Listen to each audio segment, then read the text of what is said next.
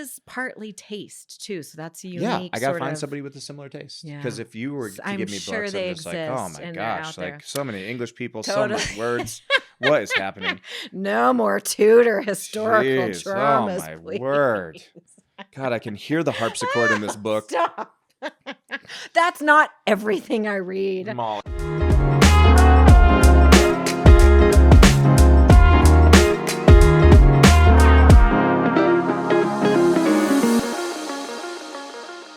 Go ahead. Go ahead. Welcome to this week's episode There of you go. Teaching Keating. You leaned forward like that. I was like, oh, Molly. I was just getting excited. I thought waiting. you were going to kick us off. I will next time. I'm not going Yes. to do it this time. I didn't want to step on your words. I always talk over you anyway. So What's going on this week? Groundhog Day. Yeah. Groundhog Day this week. Oh gosh. I know. Feels like that a lot. We always this time really of mark year. Groundhog Day in our house. Yeah. There's tons of celebration. There's observance. Shar has the last couple years been like, hey, Punxsutawney Phil, like she's been paying attention. Punxsutawney Phil brings gifts to the house. No. She just Who always gives is like, did the groundhog see its shadow? I want to know how much longer I'm going to have to wait or wear t-shirts or wear hoodies or whatever. And I'm like, honey, you realize like that's not an actual thing. Yeah. They just do it. It's more of a tradition. It doesn't mean anything. And she was like, are you sure? Because and then she'll like pay attention like, well, the last couple years, it's like spring has come earlier. Where do they do Groundhog Day again? Punxsutawney, Pennsylvania. Pennsylvania? Isn't it? Is it I'm Pennsylvania? pretty sure. I'm trying to think about the movie. I like this movie. I mean, I like Bill Murray, and we like everything Bill Murray does. And by we, I mean myself. Did you like Groundhog Day? It's not my favorite of his movies. That's not my question. But like as a movie, like it's fine. It's pretty like late '90s, funny. Classic. I thought it was great. Classic Bill Murray. I thought it was super clever. I mean, it is to a certain point. It's dark. That's the part I think maybe I didn't like. Yeah. Like it came up and I thought it was like, oh, this is supposed to be funnier than it is. And it's really not that funny and kind of sad. So I think I felt it was like more of a bait and switch. Like, oh, this seemed like it was supposed to be a comedy and it's definitely not. Or, I don't know. I just, sometimes that stuff rubs me the wrong way. I still thought it was funny. Okay. I'm great with that. I like Bill Murray still. I also like Bill Murray. It didn't stop me from seeing any of his other films. Yeah. So it's okay. In the spirit of Groundhog Day, I wanted to talk about like, what are we? Because the whole idea behind the movie Groundhog Day was just I hope you've seen it. If you haven't, it's just like it's Bill Murray just living okay. the same day over and over and over and over. Getting caught. And so I was curious, like, what do we do repeatedly that we're okay to keep doing? And what do we do repeatedly that we want to change? Sure. And this is difference in motivation and habits. These are just like things in your character that you just like that you want to continue on. Oh, okay. I don't great. know. Let's I'm go asking. Let's go that route. Oh, okay. Like we can go character or just like actual behaviors or like things that we've done this past year. Let's not lock in. Yeah, I don't care. Keep we it can open. go. So keep it loose. start us off. Sure. Start us off with like something that you do repeatedly that you want to keep doing. So we talked about this in one of the previous episodes of just like working out, but I would like to keep doing that at a more consistent rate.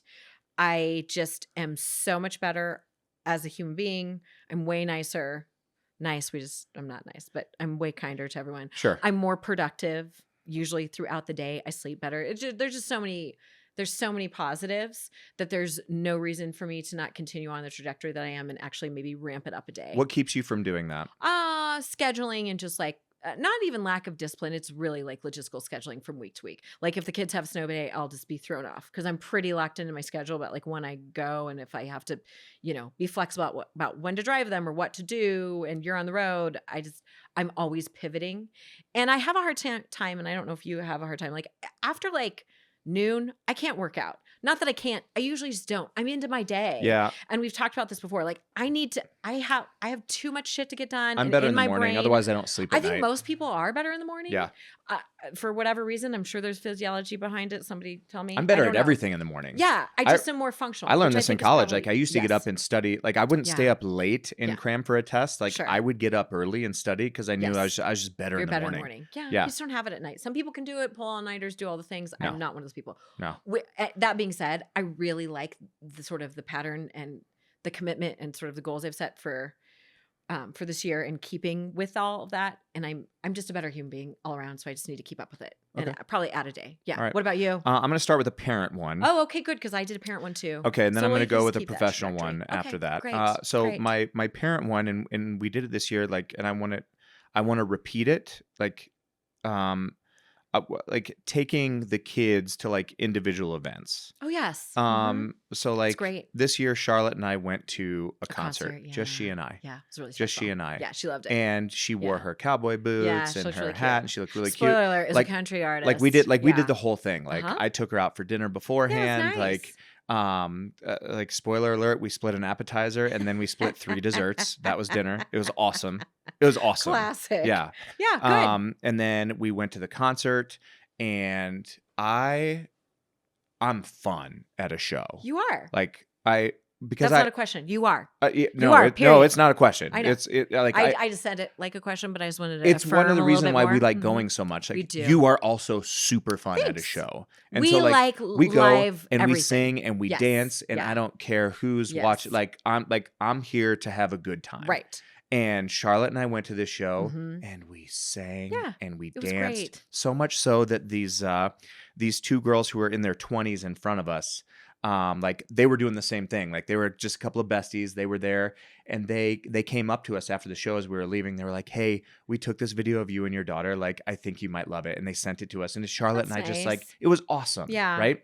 I loved it. And then Charlotte's feet were hurting because the boots she was wearing were not the right size for her. Do you remember that? So I had her on my back, piggyback, and she said, "This is one of those like moments like I'll never forget." And I'm like, good, tried hard not to cry. Like she literally, as I'm carrying her, she's like, "Dad, this is the best night I've ever had." Yeah, it was really fun. And I was just like, yeah, there you go. Come on. Yeah. Right. Like, And what was yours with Everett? Everett and I went to the Broncos game. Oh, that's right.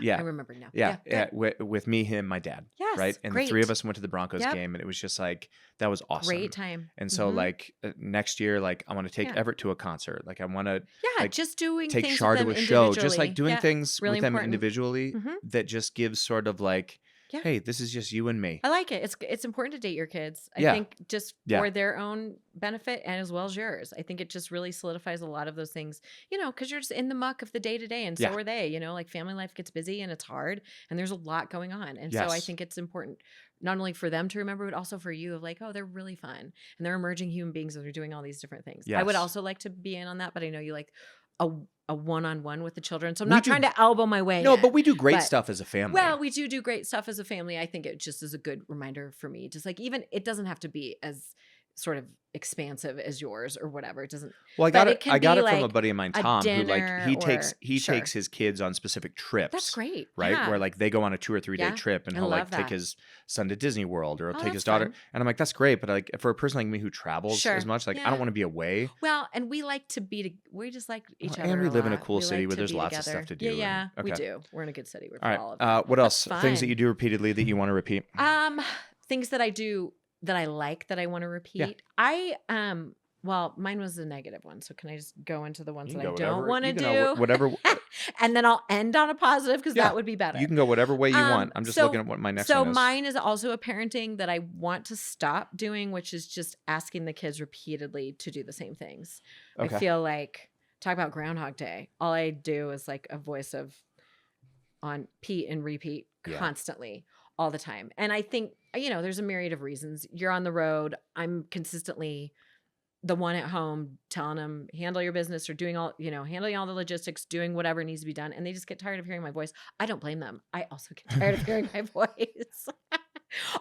It's hard. I get it. This is where I'm supposed to be silent. I know, totally. Yep. You can jump in. No. So I do appreciate, I get the annoyance. I'm annoyed by it. So we just need, and by we, I mean myself, need to find a different methodology of just, how to reframe things that just need to get done, and their own self-discipline. And that goes with like my other one, which is kind of tied to that, which is like giving just them more responsibility, rather than like me taking things on because I can do it in, a more expedited fashion, and we can get more done during the day. I think short term, that works well. But in the long term, I'm starting to see like that is negatively impacting our family and most likely the children in terms of their responsibility and behaviors and just things that they need to do for themselves. So I need to allow them the space and the time to do that. And I would like to quit doing that. So those are my two. Molly wants to quit parenting.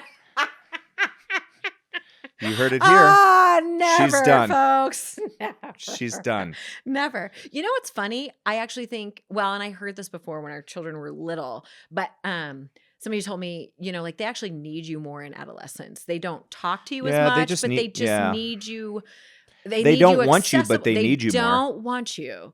But in terms of accessibility, they really do actually need you a lot more. There's just so much more tumult that's happening. Yeah. So that is hard for me too. But we're working it out as all parents are, you know, day to day. Here you go. All right. Well, that was good. Mine's not. Sorry, those are my two. No, mine's not nearly as deep. Oh, okay. Things that I do that I want to sort of like repeat. Sure. And stick with me on this because you're going to be like, wait, what? Reading for pleasure. Oh, okay. So reading for pleasure is like a thing I'll go in spurts. Sure. Doing. You do. Because what happens is like, I'll find a great author and then I'll read everything they've ever written. Sure. Or I'll find a great sort of like genre and I'll just be like a massive consumer of every, but, and the reason why that will happen, here's why that happens. You're not going to agree with me on this. Okay, just say it and then I'll let you know if I do or not. Don't like the sifting that comes with like, ooh, let me sift through and find a good book on my own. Let me sift through and find good music on my own. Just tell me what's cool. Yeah. Like, tell me what's good. Well, that's relative to whatever your interests are. Yeah. Here's the thing. Do you want me to tell you what I think you'll like? No, okay. I need proverbial. I need Sherpas for music and books. Yeah.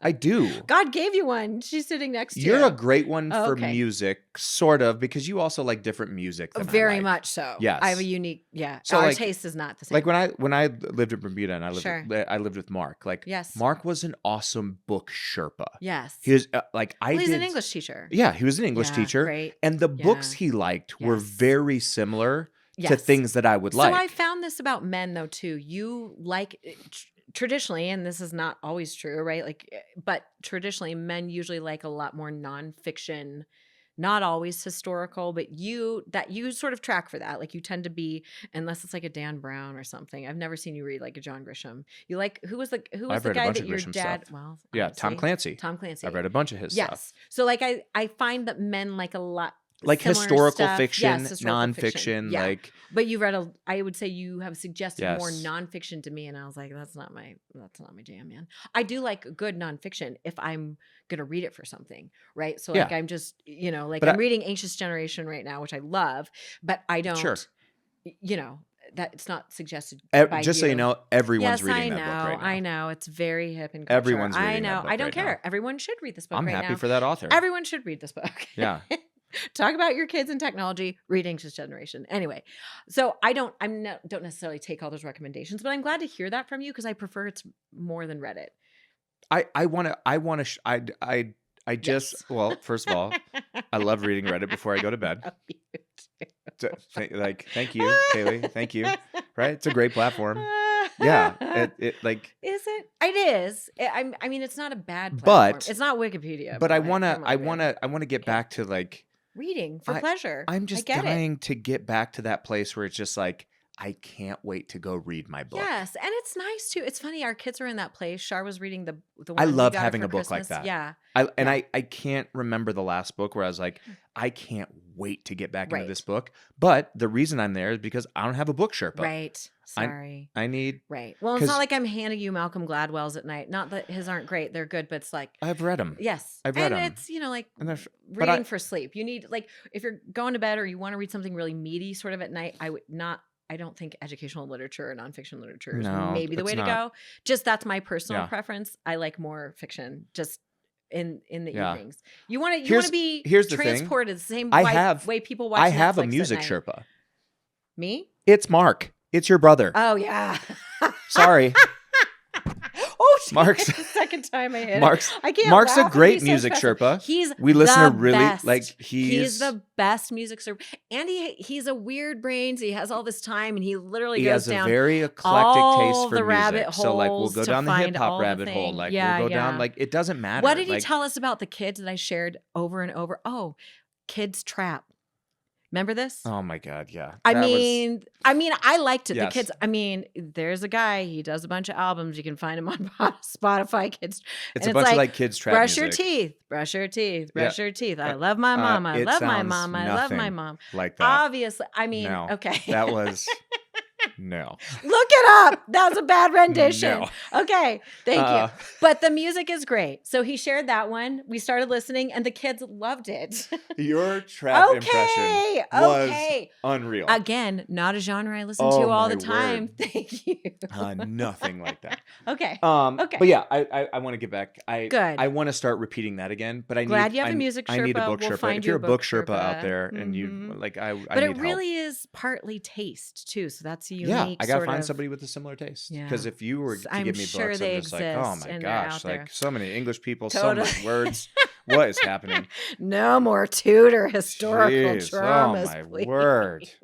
God, I can hear the harpsichord in this book. Stop. That's not everything I read, Molly. That's just at night. All right. When I want my. What do you want to do? What do you want to do less of? I mean, I told you what I want to do repeat? less of. Okay.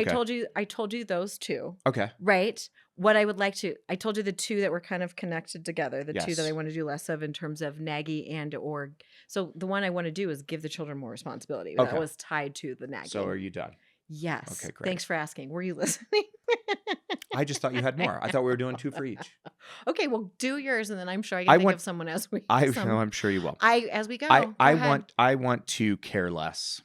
Oh. Hold on. Stick with me. Okay. Stick with me. Okay. Because you know this about me. Like, sure. I don't mean like I want to care less about you and the kids. That's not what I was thinking you were going. I want to care less about all the things. Detachment. Is that what I'm getting at? I think so. I whenever I lock into something, yes, I lock all the way in. True. And then I care about it a ton. Yeah. Whether it's like the podcast. Right. But just so you know, I had an exercise in this on the way over here today. Right? Please tell me. You were on the phone with your sister. Okay. Were you annoyed that I was on the phone with my sister? No, I'm great with that. Okay. But I'm sitting here thinking we are now 18 minutes away. Okay. And we have some prep to do. We need to talk through topics before this podcast. Well, and in fairness, we had prepped a little bit last night, but yes, we did. Need more to do. Mm-hmm. All I wanted was to be like, Molly, you have to get off the phone because we have to prep now. And this Thank you for your restraint. I'm serious. You're Thank welcome. you for your restraint. Okay, good. Yes. I thought you were joking. No, I'm being serious. Because I didn't tell you that. No, you didn't. I'm laughing. I was literally biting my lip. Tell me. Biting my lip, squeezing the wheel, just like, shut up. Like, care less about this. Like, you'll get to it. And you know what? We did. Yes. We did. And it was fine. You know what? That's something that's a really good point, too. I actually think you've gotten better in this. So if I can just affirm you. Because you were kind of like that when we were prepping for Hawaii. And you were very concerned about my... Oh, yeah. Oh, so concerned. When we were both speaking in Hawaii. We weren't just going to Hawaii. No, we both were presenting. You were speaking, I was speaking. Different topics. Yeah, so you were concerned about my prep methodology, if you will. Your methodology is not my methodology. Not at all. That was vastly different than yours. Not similar. And you were very concerned. And I think you did a relatively okay job. Not like I didn't know that you were super stressed out about it. But you did an okay job sort of like... How do you trying to detach? I think you and be a little less stressed out, even though you were secretly stressed out about my, and it worked out. So teach me here, sure? Right? If we're gonna teach kids, I'm pretty close to that. Like, teach me here. Like, what do I need to do to? Because you want to teach kids to care about things, sure. But like, how do you teach anyone? Yeah, kids or me. Like, hey, care about stuff, right? But not so much, right, that it kills you. Oh, this is really interesting. Because this, especially as I get older, right? And I'll talk and vamp here and let you think about it. And the things that you want to keep, and the things you want to let go of. Because especially as I get older, it's just like, hey, I still want to care about stuff, sure, but I don't want to die early. Well, we talked about this a little bit because the way I care about stuff creates stress for me. Yeah, your blood pressure.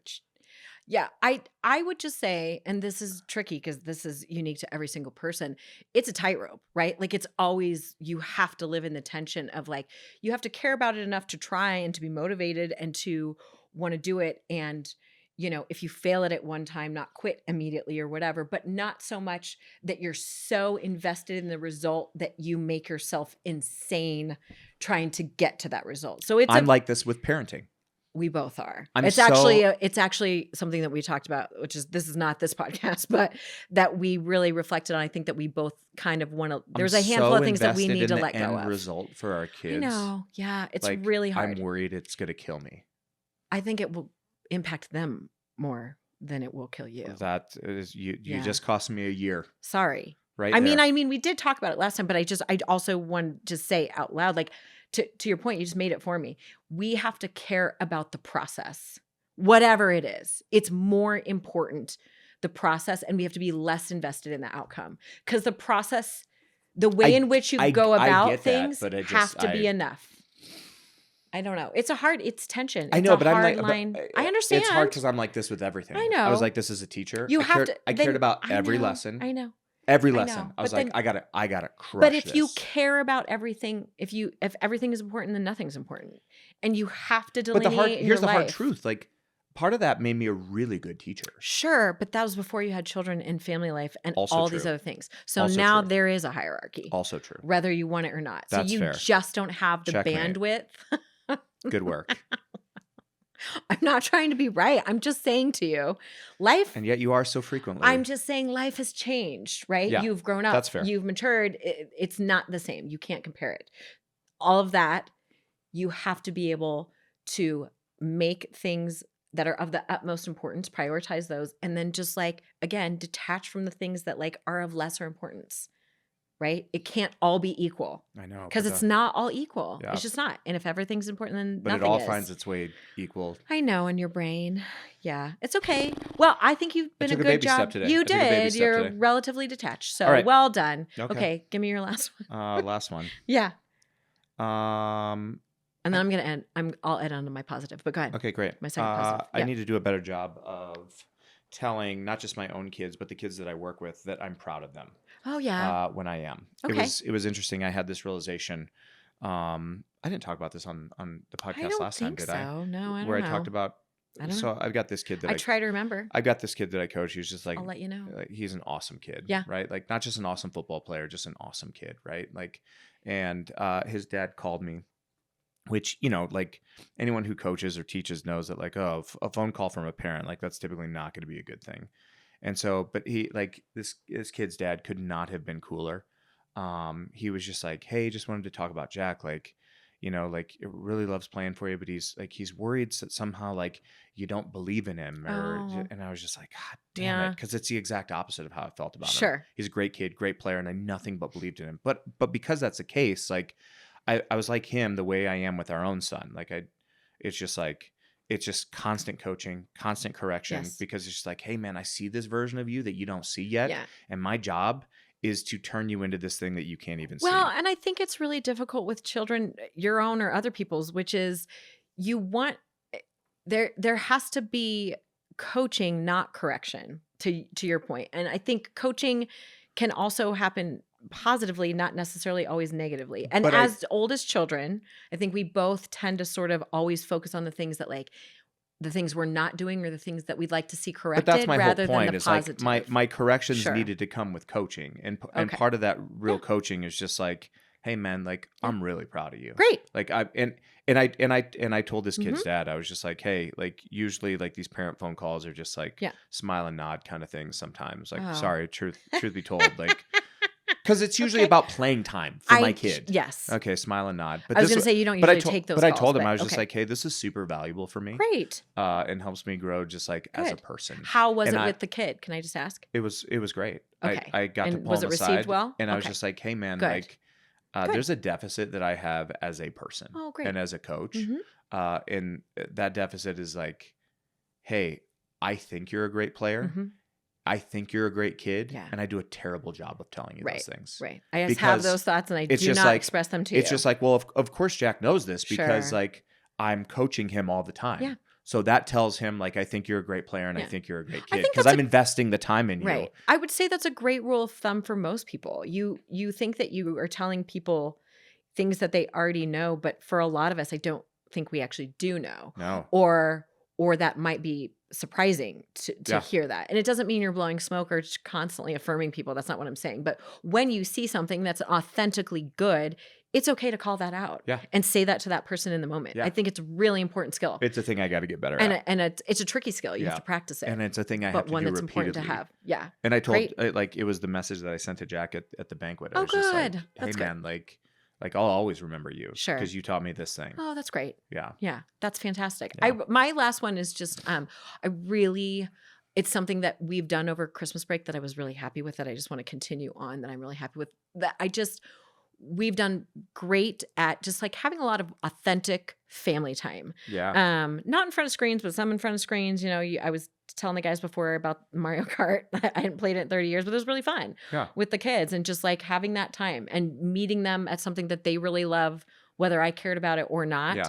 Just to do it with them, to have that shared experience. Played Monopoly. We played Monopoly. In the middle of a heated Monopoly game. It was really right now. great. We're still, we're paused. We have to keep going. We went skiing, and I went just with them by myself, and it was a little hairy to begin with because the morning, they're barking at each other, whatever. But just sharing time, doing things that they enjoy, is a place of growth for me, but also something that I really want to continue doing. Yeah.